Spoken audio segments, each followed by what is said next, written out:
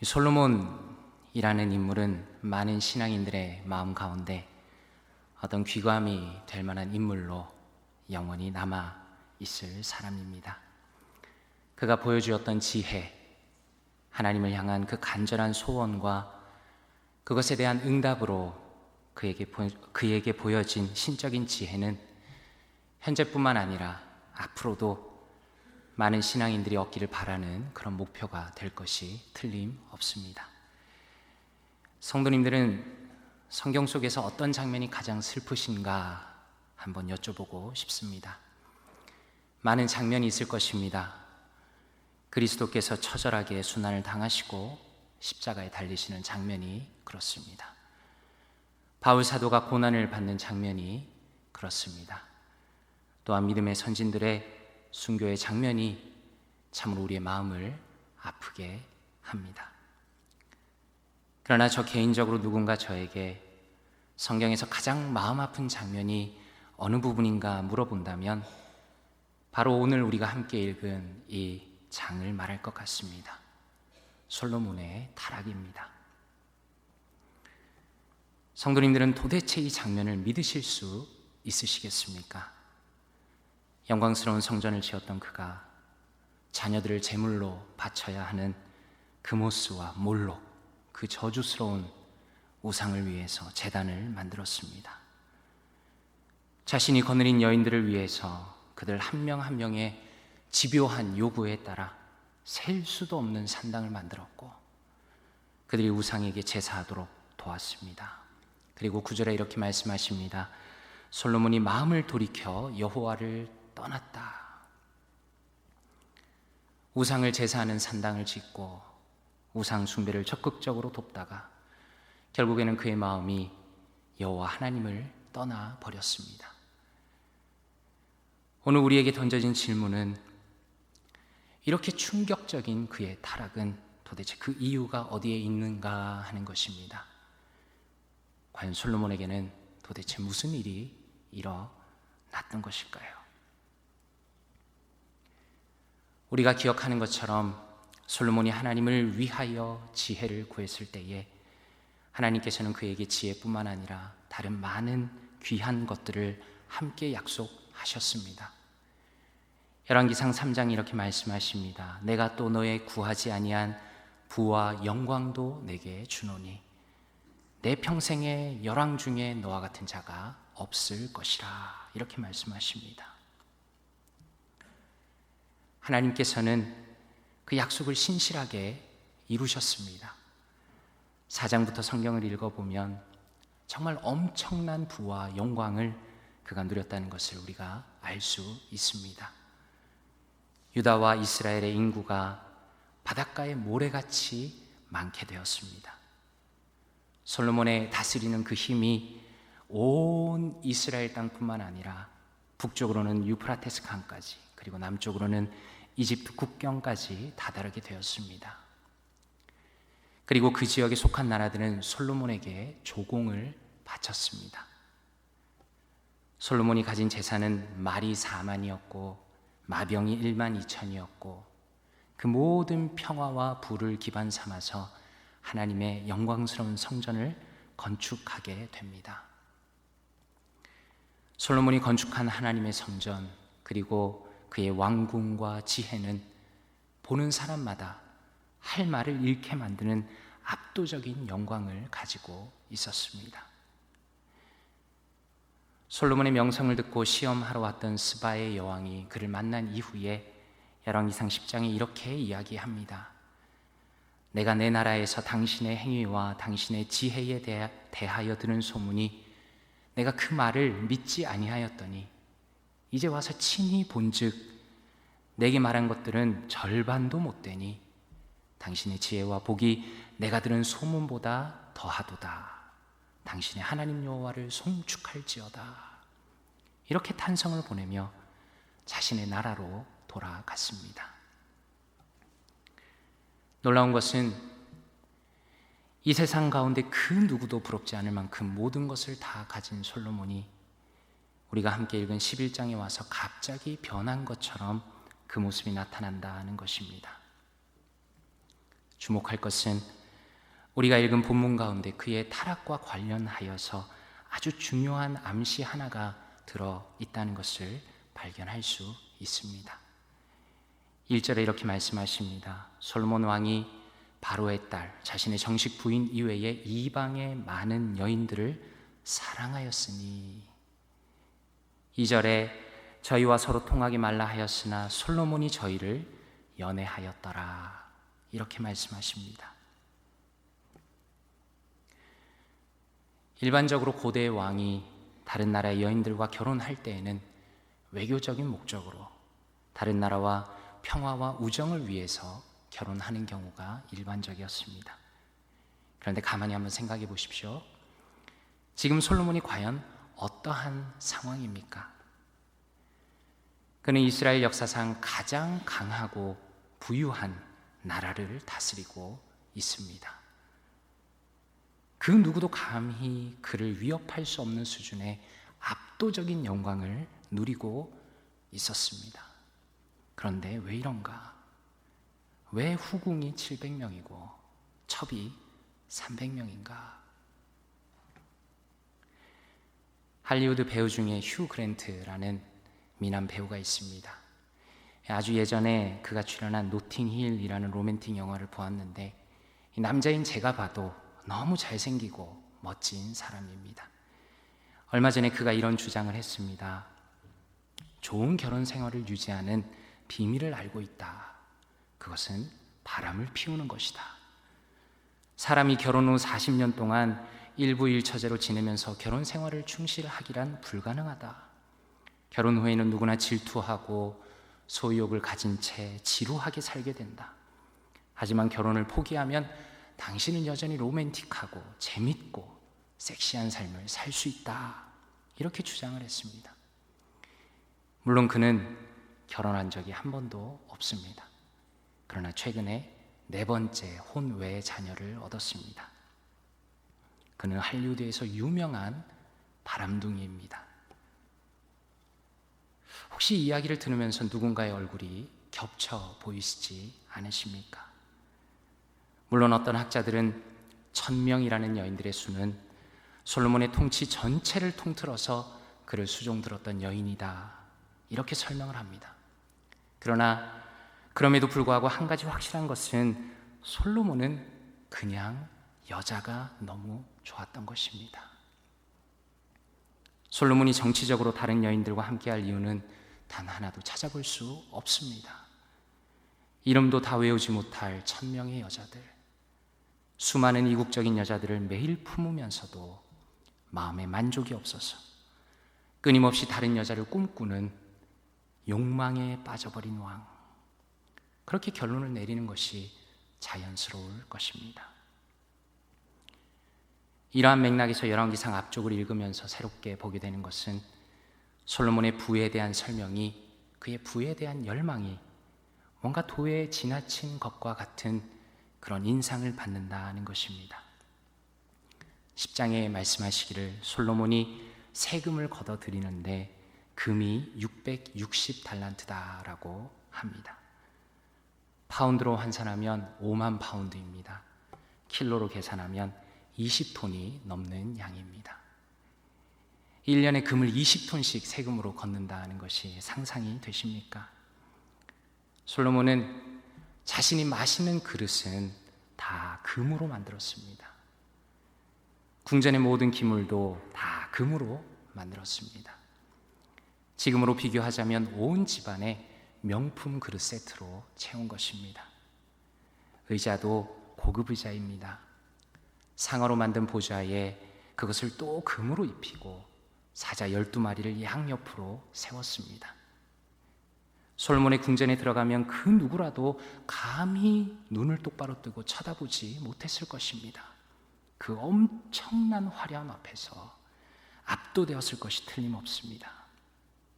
온 나라가 은을 귀히 여기지 않았고, 이런 부에도 추가하여서 무역을 통해서 사치품을 계속 들여왔는데 3년에 한 번씩 금과 은과 상아와 원숭이와 공작을 수입해 왔습니다. 이 본문을 읽으면서 예전에 읽었던 한 기사가 생각이 났습니다.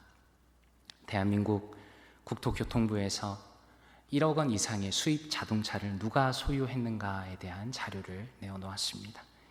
한 가지 질문 드리고 싶습니다. 과연 누가 대한민국에서 가장 많은 고급 수입차를 가졌을까요? 이건희 회장이 1위였습니다. 그가 가진 자동차가 124대였습니다. 그리고 그 중에 가장 비싼 차는 26억 6천만 원 정도였습니다. 혹시 또 누구의 얼굴이 겹쳐 보이지 않으십니까? 물론 프란시스 셰퍼라는 사람은 그의 책 어딘가에서 이 솔로몬의 영광을 그리스도의 왕국의 화려함을 예표적으로 보여준 것으로 해석한 것을 기억하고 있습니다. 그러나 한번 여쭤보고 싶습니다. 과연 솔로몬이 가진 이 모든 것들이 순수하게 하나님이 허락하신 부입니까? 아니면 그 어느 순간부터 가진 것이 넘치고 또 넘쳐서 더 이상 쓸 곳이 없어 어쩔 줄 모르는, 그러나 여전히 모으기에 급급한 탐욕에 빠져버린 왕의 모습입니까? 솔로몬이 지은 전도서 2장에 그가 살아왔던 인생을 생각하며 그가 고백하는 내용이 등장합니다. 바로 오늘의 본문의 내용을 언급하며 그는 이렇게 말하고 있습니다. 몇 구절을 발췌해서 읽어드리겠습니다. 나는 내 마음에 이르기를 내가 시험 삼아 너를 즐겁게 하리라. 너는 낙을 누리라 하였으나 보라, 이것도 헛되도다. 나의 사업을 크게 하였노라.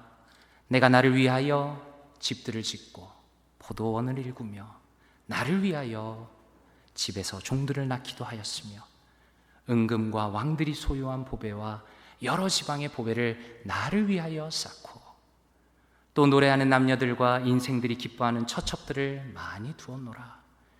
무엇이든지 내 눈이 원하는 것을 내가 금하지 아니하며 무엇이든지 내 마음이 즐거워하는 것을 내가 막지 아니하였으니 그 후에 내가 생각해 본즉 내 손으로 한 모든 일과 내가 수고한 모든 것이 다 헛되어 바람을 잡는 것이며 해 아래서 무익한 것이로다. 이렇게 고백하고 있습니다. 그의 고백에서 가장 눈길을 끄는 것은 나를 위하여라는 고백입니다. 우리가 기억하는 것처럼 솔로몬은 그의 기도 속에서 하나님의 나라를 위하여, 그분의 나라를 섬기기 위해 간절히 지혜를 구했던 사람입니다. 그러나 우리가 정확히 알 수 없는 어느 순간부터 그가 나이가 점점 들어감에 따라 그 인생의 방향이 반대로 틀어졌습니다. 하나님을 위하여에서 시작하였지만 나를 위하여로 끝나고 있습니다.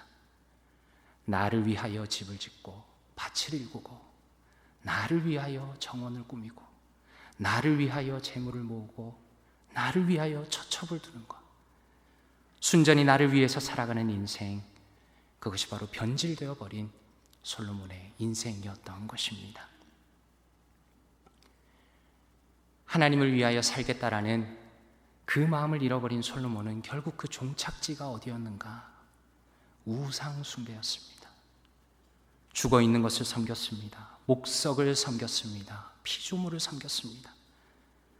중요한 것은 솔로몬이 갑자기 그렇게 변한 것이 아니라 그의 초심을 잃어버리고 그의 마음이 점점 변해가면서 결국에는 그가 마음에 가지고 있던 것이 외부로 나타났다 하는 것입니다. 가장 충격적인 것은 그는 신적인 지혜를 가진 자였으나 하나님과의 관계가 멀어지자 그 지혜 자체가 솔로몬을 지켜주지 못했다라는 것입니다. 그렇게 지혜롭던 자가 어리석음의 깊은 어둠 속으로 들어가 버렸습니다. 하나님께서 자신에게 주신 선물을 보면서 이제는 마치 그 선물 자체가 자신의 인생을 만족시켜 줄 것으로 확신을 가지게 되었습니다. 그것을 더 쌓고 모으고 누리고 즐기는, 바로 그것을 인생의 목적으로 한 사람의 말로는 너무나 비참한 것이었습니다. 하나님을 위하여 살지 않는 인생이 얼마나 비참하게 추락할 수 있는가, 그것을 가장 극적인 예로, 가장 충격적인 모습으로 솔로몬을 통해서 나타내신 것입니다. 예수님께서 산상수훈 가운데 제자들에게 이렇게 말씀하십니다. 또 너희가 어찌 의복을 위하여 염려하느냐? 들의 백합화가 어떻게 자라는가 생각하여 보라. 수고도 아니하고 길쌈도 아니하느니라. 그러나 내가 너희에게 말하노니 솔로몬의 모든 영광으로도 입은 것이 이 꽃 하나만 갖지 못하였느니라. 이렇게 말씀하십니다. 예수님의 이 말씀은 너무나 깊고 심오하게 우리에게 영적인 교훈을 주십니다. 말씀을 묵상하면서 이번에 산상수련회를 다녀오면서 들꽃을 유심히 보았습니다. 아무도 손대지 않은 꽃들, 햇빛 속에서, 바람 속에서 그 아름답게 흔들리는 그 들꽃들을 눈여겨보았습니다. 너무나 강한 대조입니다. 금으로 모든 것을 두르고 최고의 권력과 힘을 가지고 매일 다른 여자를 품었던 솔로몬의 삶을 생각할 때 이것은 너무나 큰 대조입니다. 들꽃의 특징은 무엇입니까? 아무것도 아니라는 것, 그것이 들꽃의 특징입니다. 길가에 자라는 들꽃은 그가 가진 것이 아무것도 없기 때문에 하나님의 역사하심이 가장 도드라져 보이는 대상입니다. 따뜻한 햇빛으로, 신선한 바람으로, 필요한 비료 영양분으로 아무도 돌보지 않는 그 꽃을 하나님께서 친히 돌보십니다. 아무것도 아닌 것 같지만 하나님께서 돌보시는 존재이기 때문에 역설적으로 모든 것을 다 가진 하나님의 손길 안에 있는 가장 행복한 존재가 바로 들꽃입니다. 그러나 솔로몬은 어떠합니까? 모든 것을 가졌지만 하나님이 아닌 것을 붙들고 마치 그것이 인생의 만족을 줄 것처럼 쌓고 즐기는 것에 열중했던 솔로몬은 그는 실상 자신은 그 어떤 것도 가지지 못하였다며 자신의 인생이 헛되다고 고백하였습니다. 마치 모래성이 무너진 것처럼 화려했던 그의 나라는 둘로 갈라지고 말았습니다. 사랑하는 성도님들과 저의 인생은 어떠합니까? 과연 우리가 솔로몬의 삶과 크게 다른가라고 생각할 때에 자신 있게 대답할 수 있는 사람은 아마도 없을 것입니다. 사람들은 각자 다르지만 여전히 죄성이 있고 그것에 따른 약점을 가지고 있습니다. 분명히 하나님을 향한 믿음이 있지만 그러나 많은 사람들은 그 믿음의 길을 잃어버렸습니다. 물질은 삶을 유지하기 위해서 꼭 필요합니다. 그러나 어떤 이들은 돈의 노예가 되어서 살아갑니다. 남녀의 관계는 하나님께서 주신 선물입니다. 그러나 어떤 이들은 성적인 쾌락에 집착하여 살아갑니다. 명예야말로 가치 있는 것입니다. 그러나 어떤 이들은 겉만 그럴싸하게 꾸며서 명예를 탈취하고자 살아갑니다. 이왕이면 성공적으로 사는 것도 좋습니다. 그러나 어떤 이들은 성공을 위해서 수단 방법을 가리지 않습니다. 그렇게 헛된 인생을 살아가는 우리에게 주님께서 오늘도 말씀하시는 것입니다. 좁은 길로 부르심, 그 주님의 부르심은 우리가 살아가는 그 모든 자리에서 하나님만으로 만족하는 인생으로 우리를 부르고 계십니다. 우리의 인생의 충만함의 근본이라는 것은 오직 여호와 하나님이심을 고백하며 집중하며 노력하며 살아가도록 부르시는 것입니다. 우리의 행복은 세상의 그 어떤 조건에 달려 있지 않습니다. 우리가 살아가기 위한 최소한의 것들이 필요하지만 그러나 우리에게 분명한 것은 우리의 한 번의 호흡조차 하나님의 손에 달린 것이며 우리의 생명을 지키시며 먹이시며 입히시는 분은 아버지 하나님이시다라는 것입니다. 믿음의 눈으로 볼 때에 드디어 진실이 보입니다. 하나님이 우리를 돌보시는 그 놀라운 사랑은 솔로몬이 누렸던 모든 부귀 영화와 비교할 때에도 감히 견줄 수 없는 절대적인 돌보심이다라는 것입니다. 너무나 감사한 것은 우리의 믿음의 그 근본이 솔로몬이 아니다라는 점입니다. 역사상 가장 뛰어난 인간이며 가장 지혜롭고 부유하고 모든 것을 누렸던 그에게 우리의 믿음을 두어야 한다면 솔로몬의 충격적인 타락 앞에서 우리 모두는 절망하며 무너지고 말았을 것입니다. 그러나 우리는 오늘도 우리의 믿음을 살아계신 하나님이시며 성부 하나님의 독생자 아들이신 예수 그리스도, 우리 죄값을 모두 치르시고 하나님을 향한 완벽한 순종을 통하여 우리의 온전한 의로움이 되신 예수 그리스도께 두고 있는 것입니다. 우리가 여전히 실패하며 넘어지며 심지어 하나님을 떠나 있을 때조차도 우리의 인생이 흔들리지 않고 하나님의 사랑 안에 거할 수 있음은 거듭난 성도인 우리가 성령 하나님을 통하여 예수 그리스도와 연합해 있기 때문이며 하나님의 교회는 반석이신 그리스도 위에 서 있기 때문입니다. 고린도후서 5장 이렇게 말씀하십니다. 하나님이 죄를 알지도 못하신 이를 우리를 대신하여 죄로 삼으신 것은 우리로 하여금 그 안에서 하나님의 의가 되게 하려 하심이라. 에베소서 1장에 말씀하십니다. 우리는 그리스도 안에서 그의 은혜의 풍성함을 따라 그의 피로 말미암아 속량 곧 죄 사함을 받았느니라. 골로새서 2장에 이렇게 말씀하십니다. 너희가 세례로 그리스도와 함께 장사되고 또 죽은 자들 가운데서 그를 일으키신 하나님의 역사를 믿음으로 말미암아 그 안에서 함께 일으키심을 받았느니라. 에베소서 2장에 말씀하십니다. 너희는 사도들과 선지자들의 터 위에 세우심을 입은 자라 그리스도 예수께서 친히 모퉁이 돌이 되시느니라. 아버지 하나님께서는 그리스도를 통하여 쏟으시는 변치 않는 사랑 가운데 오늘도 우리를 그분의 품으로 부르고 계십니다. 우리의 삶은 어떠합니까? C.S. 루이스가 말한 것처럼 우리는 마치 아름다운 바닷가에서 휴일을 보내자고 말해도 그게 무슨 뜻인지 상상하지 못하는 어린아이들과 같습니다. 그저 빈민가 한 구석에서 진흙파이나 만들면서 놀고 싶어하는 철없는 어린아이들과 같습니다.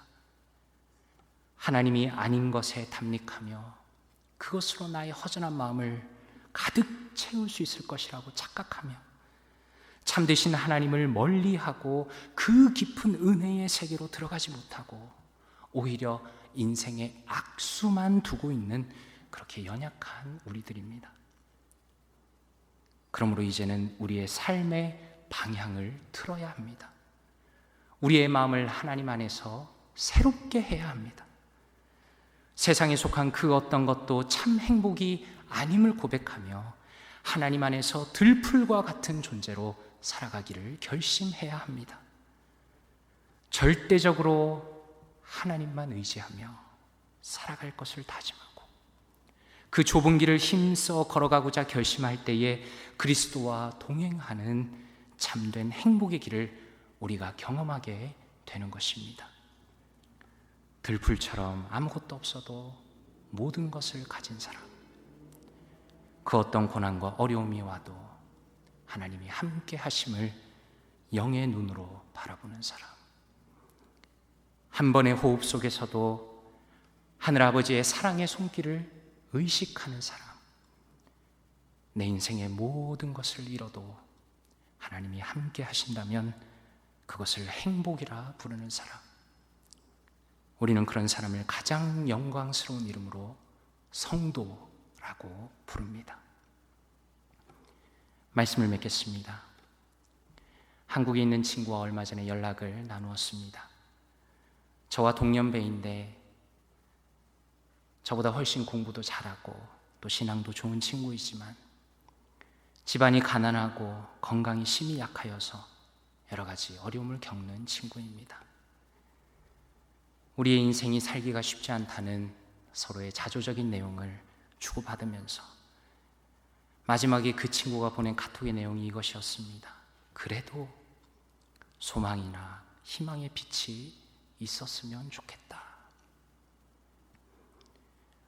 웃으면서 카톡을 마무리했는데 친구로서 또 목회자로서 마음에 그 말이 오래 남았습니다.